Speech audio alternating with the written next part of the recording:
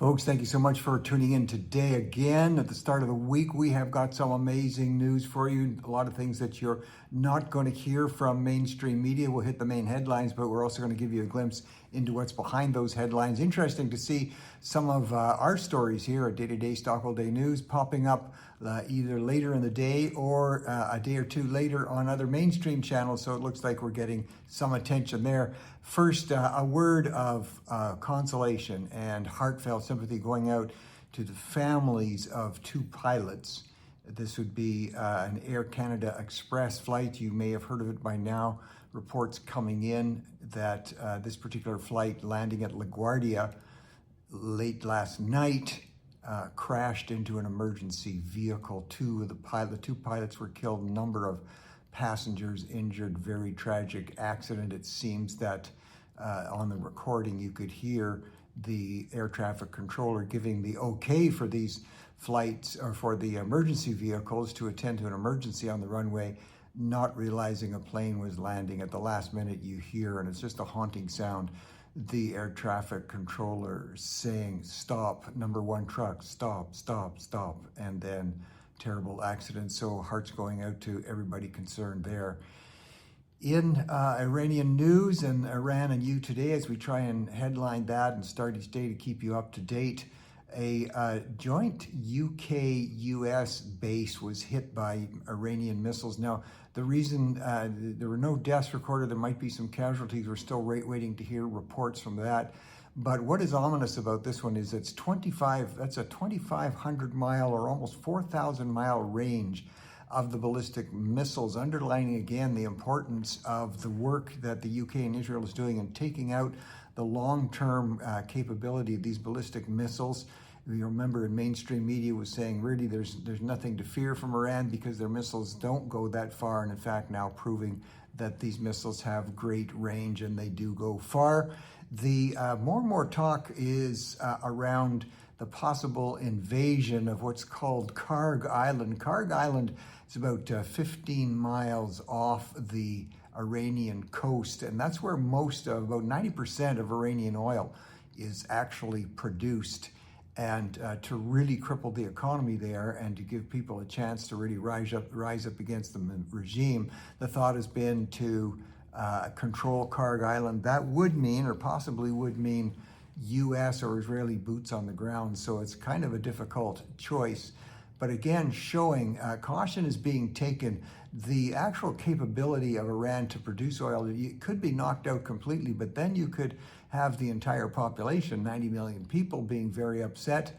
And so as a way of trying to preserve the oil-making capabilities for the people of Iran once the regime is changed or once the leaders are all gone, that's being taken into consideration. But watch for that Kharg Island. Watch for it. You hear it here.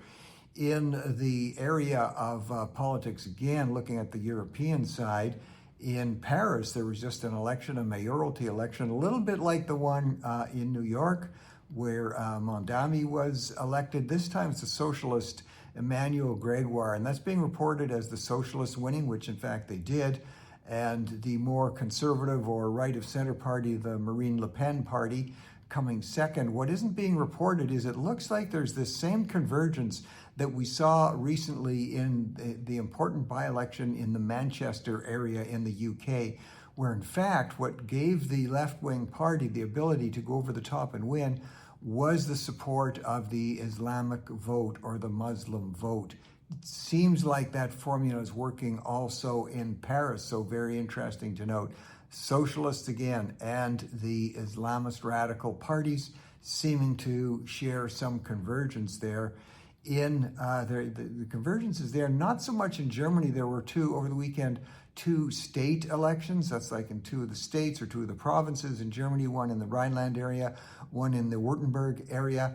And those were both won by conservative parties that were campaigning against, principally against illegal immigration and the deportation of violent criminals who are in the country illegally. So it seems to be that's also a winning combination.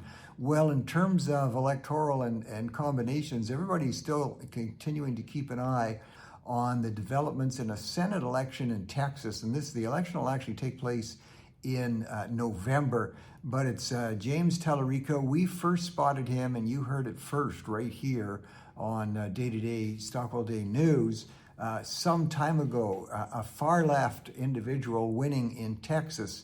And remember now, he's been very appealing to the camera and saying wonderful things and catching lots of attention. But more and more, his recent, just before he announced his Senate run, recent campaigning when he was running in Texas for the state legislature, we've already talked about the fact that he likes to quote the Bible a lot.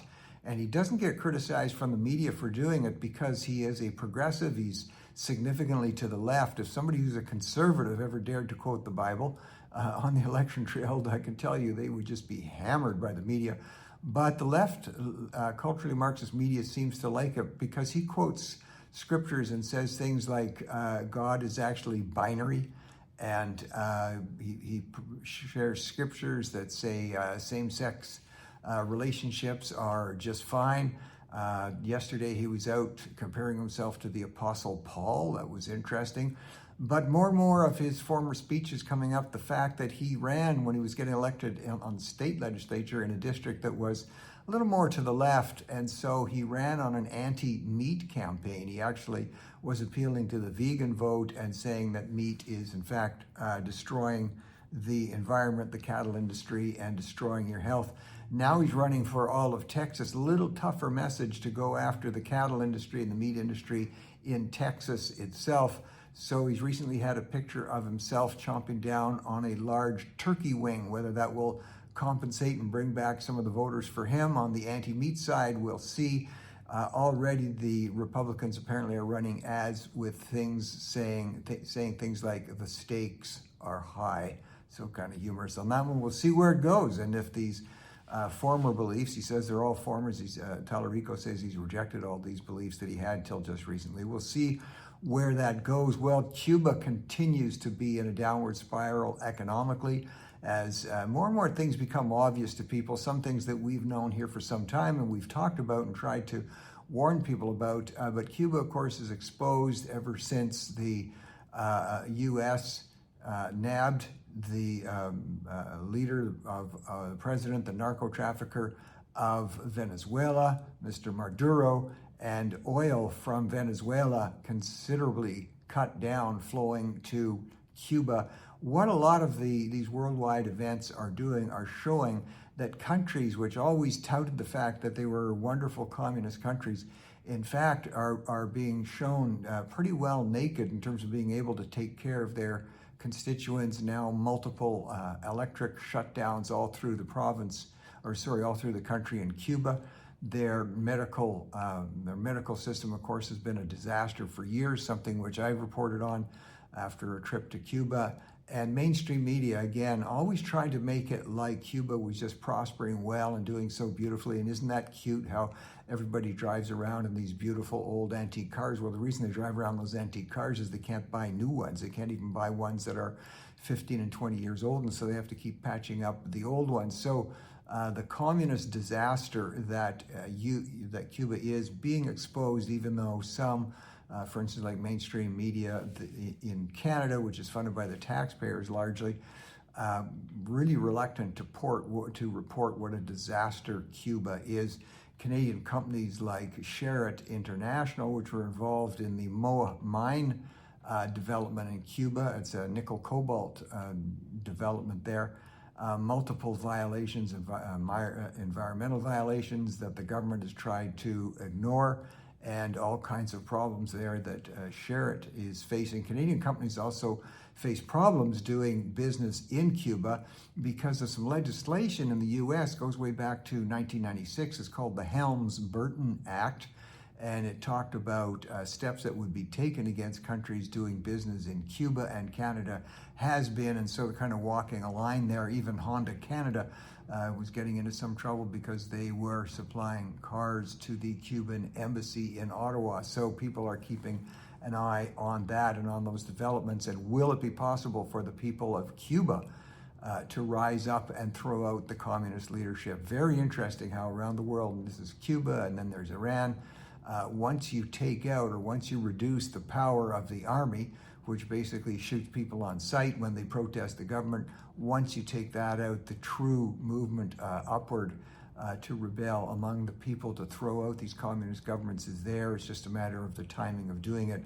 Back in Canada, as got a lot of publicity, as you know, we already talked about it with the leader of the official opposition, the Conservative Party of Canada, Pierre Poilievre, going on the Joe Rogan show and getting huge positive reaction. Well, the Premier of Alberta has observed that, Premier Smith, and she has invited Joe Rogan to the Calgary Stampede. It's hugely symbolic because the Calgary Stampede, of course, a centerpiece of activity and identification for Albertans. Very interesting invitation that has gone out there. Well, McDonald's has opened and they're trying out its first outlet now with robots. That's robots that are cleaning the tables, robots that can even take the order and do work around the unit itself. Now, it's only in one place, it's in Shanghai, but you know, when they start these things in pilot projects, you can really expect to see them grow. Much of the robotic industry for building of robots in industries like fast food and others is really a significant part of it has been because over the last, let's say, couple decades, the issue of minimum wage, where minimum wage used to be seen as a starting point, an entry point, especially for young people who wanted to help, somehow supplement their time either at high school or at college. It was never seen that that was the wage in which you were going to raise a family, for instance, and buy a house. It was always seen as entry level. But with strong union activity over the decades, pushing stores, pushing retail, especially and other areas, to continue to raise the price of the minimum wage, that of course affects the price of the product, that affects whether customers are going to come in for the service.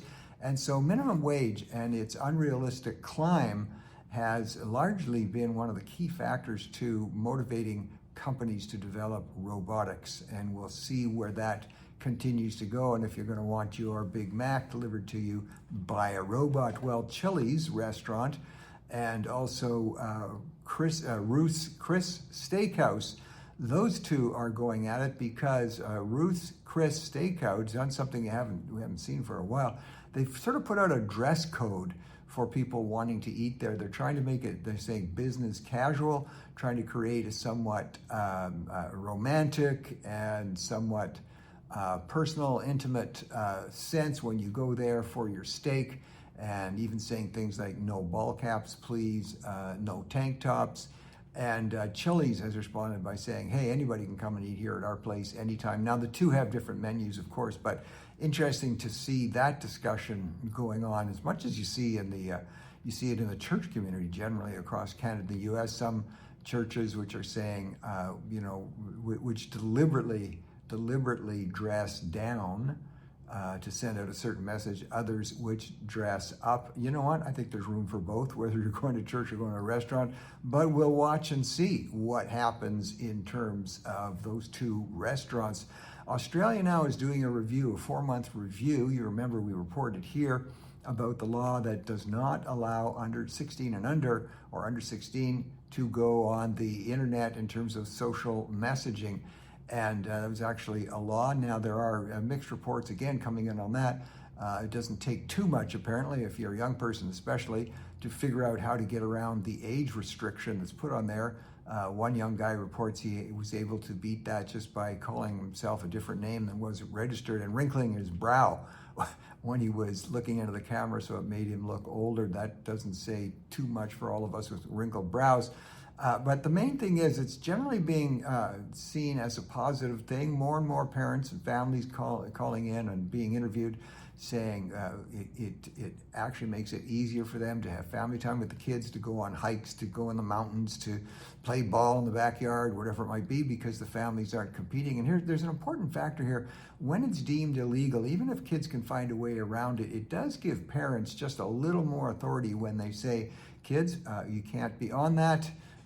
We as your parents could be charged for letting you do this, much as when the prohibition against, for instance, marijuana, when marijuana became legal, became a lot harder for parents, even though it was to 18 and above, A lot harder for parents who are concerned about their kids getting hooked on the weed to protest it when the law supports it. So it's generally being seen so far as helpful to parents, not a bad thing overall, and more teenage kids are doing things other than doom scrolling all day long. Well, lawsuits are continuing to come forward in the tattoo industry, specifically when people are getting infected. Sometimes it's a matter of sterilization. And now there's the observance of more cancers actually within the tattoo itself. And we reported a couple weeks ago that medical science is now showing a 29% increase of a person getting, for instance, some kind of a different types of skin cancer. And so the lawsuits, many law firms now gearing up, and the warnings going out to tattoo parlors. If you want to protect yourself, you better put up in your window, the same as tobacco companies have to do, the fact that there is risk. And tobacco companies, of course, have to show even some of the gruesome pictures. So whether that's going to hit the tattoo industry or not, but we'll wait and see if that develops. So keep an eye on the health concerns being raised there. In California, there's a class action suit right now, which could go into the thousands, if not millions of dollars of multiple cases of infections and also warning signs not being posted. We'll see where that goes. Well, in the world of sport, it's great to see, at least for Canadians, Morales Williams breaking the world record, the world indoor track record in the 400 meter. He beat the world indoor record holder, Jareem Richards. He beat him, and he ran that 400. I mean, folks, if you have any idea of track and field, which I used to be involved in 44.7 seconds to cover 400 meters, that's about a quarter of a mile. It's unbelievable. Put it in this perspective, if he was running through most towns or cities, he would be arrested for speeding through the through the speed zones, because it's just a little bit under 40 kilometers an hour. So good for Morales Williams. We'll see how he does once he takes it to the Olympics. And I'm down in Florida right now, and the guy getting a lot of attention here, the tallest player ever in basketball history, Olivier Rio.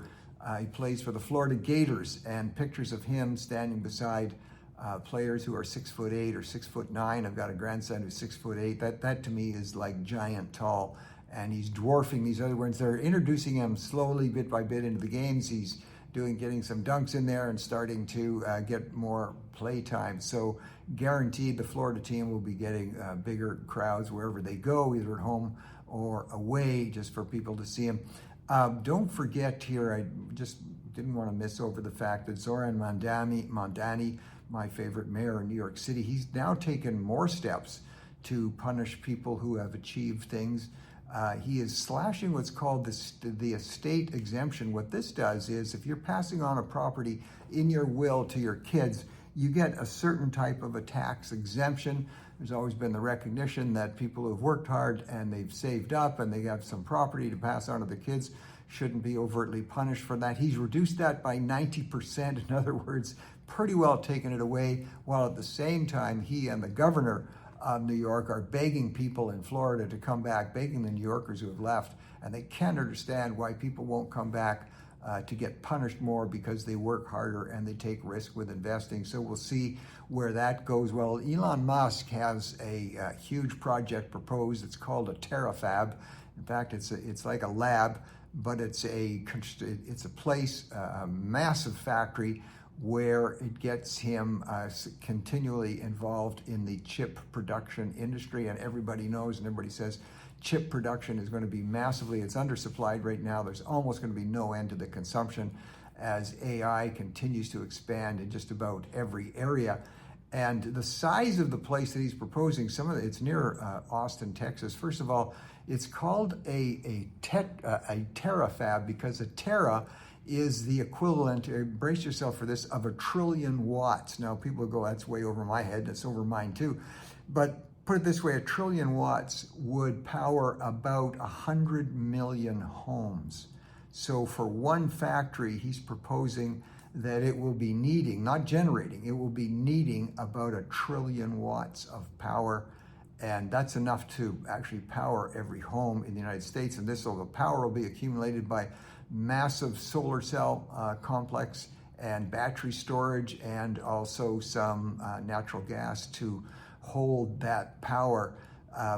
This is, in terms of picturing the size, it would also be the same amount of power that you'd get from about 1,000 nuclear plants. So this is gigantic. It's 2 million square feet. To put that in perspective, this factory will be about the size of 40 football fields. So picture that, 40 football fields. Now, a lot of people are reacting, but somehow we forget there is a gigafactory already been built by Elon Musk in the same state and not far from Austin, which is actually about 4 times bigger already than this giant one that's being proposed. So interesting to see these massive projects going. People are concerned about AI displacing people. It seems like many of the jobs are going to the construction, the engineering, the electrical, all of this stuff. So it's fascinating to see as this continues to move along.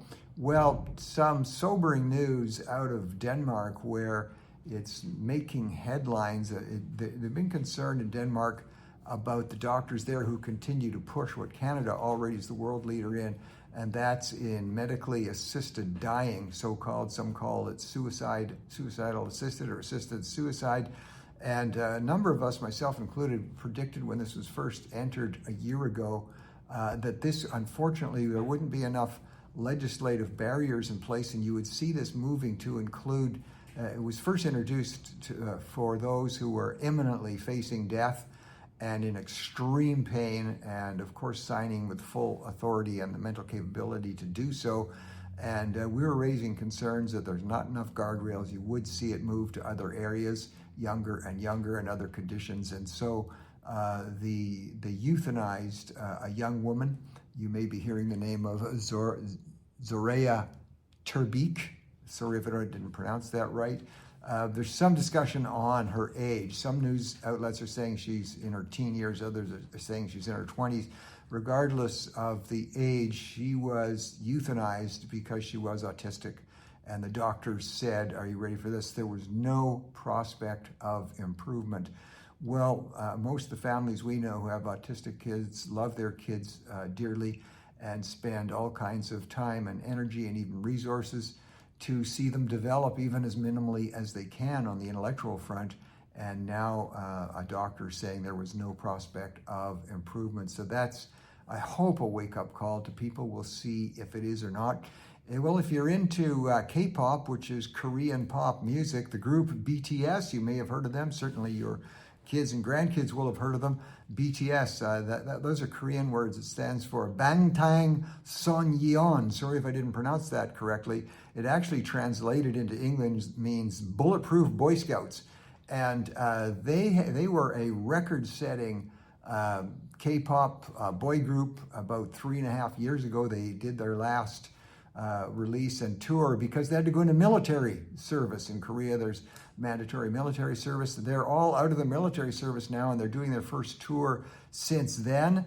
And they've released their album prior to the tour. That album is the first album since the Beatles, that goes back a long way, to sell they've released 3 albums that have been #1 in the last year in the US. That has not happened since the Beatles. Their tour is expected to be close to $2 billion and may beat the record previously held by our dear friend Taylor Swift on her Eras tour. So watch how that one goes.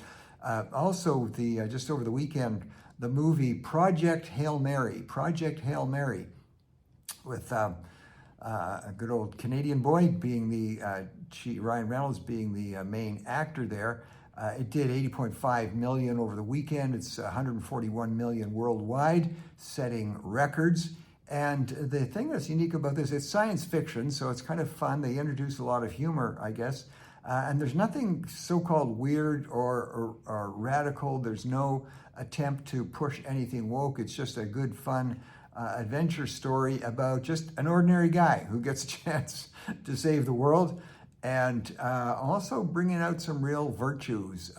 For instance, the fact that will you do the right thing when nobody's watching, and other interesting dilemmas that are faced in Project Hail Mary.